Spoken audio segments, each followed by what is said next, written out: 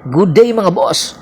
Matapos nga mawalan ng import ang tropang Giga dahil nagkaroon ng injury itong si Bolbol, ay nakahanap na nga po ng panibagong import itong tropang Giga.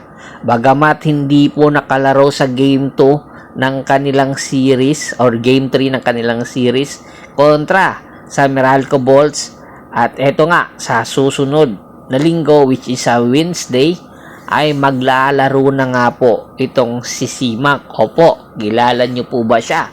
Si Simac, si Chris Macolo. Opo, dati na po itong nakapaglaro sa PBA sa ilalim po ng San Miguel Bearmen noong 2019, na kung saan nakakuha po ng 2019 Commissioner's Cup Championship sa ilalim ng San Miguel.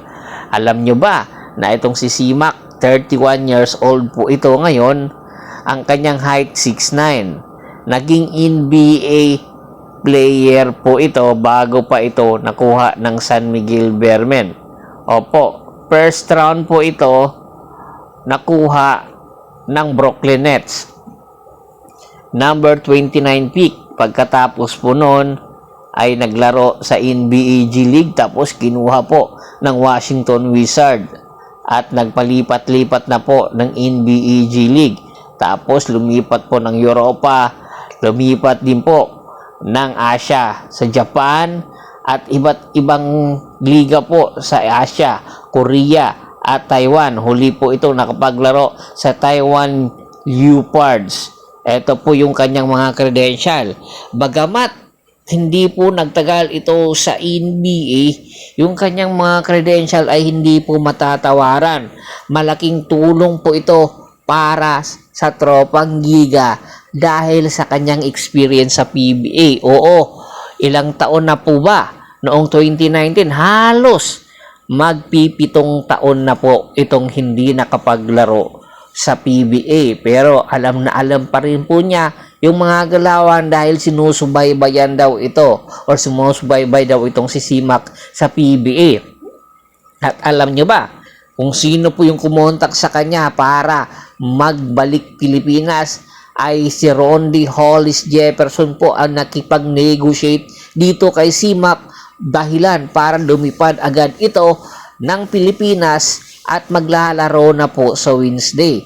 Ito po yung kanyang magiging assist ni Rondy Hollis Jefferson para makatulong sa tropang Giga. Ito pa, meron pang panibagong update. Nasa Pilipinas po ngayon itong si Ray Parks Jr. Tapos na po ang kanyang kontrata doon sa Japan.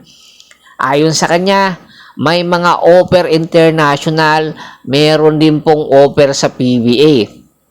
Ngayong buwan na ito, ang kanyang tanging ipopokus muna ang kanyang pamilya.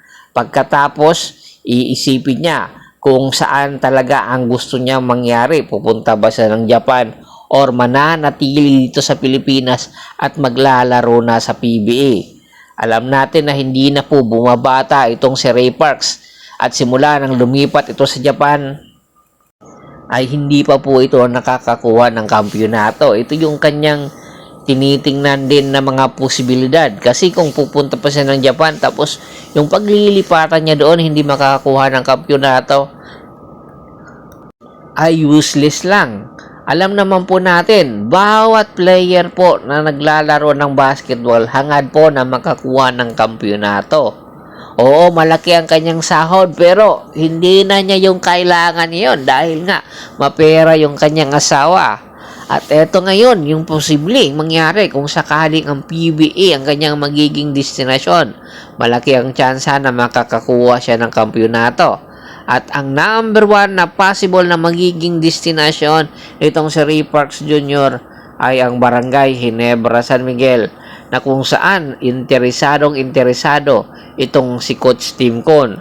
Pero pero ha, dahil ang merong hawak ngayon na rights pa rin kay Ray Parks Jr.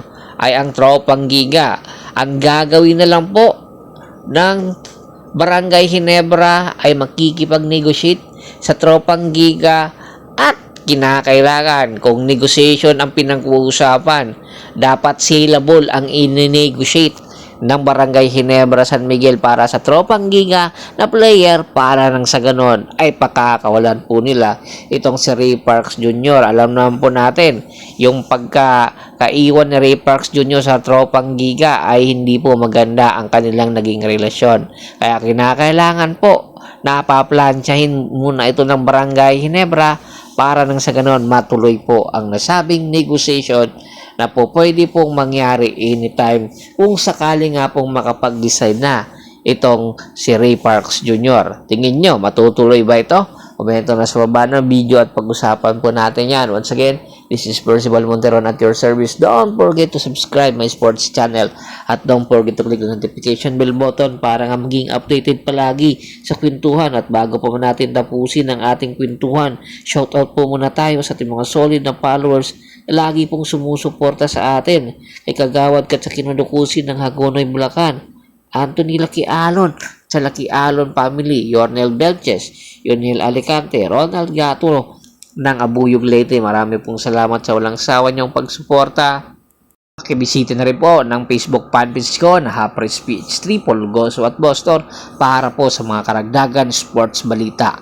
Hanggang sa muling kwentuhan, maraming salamat po.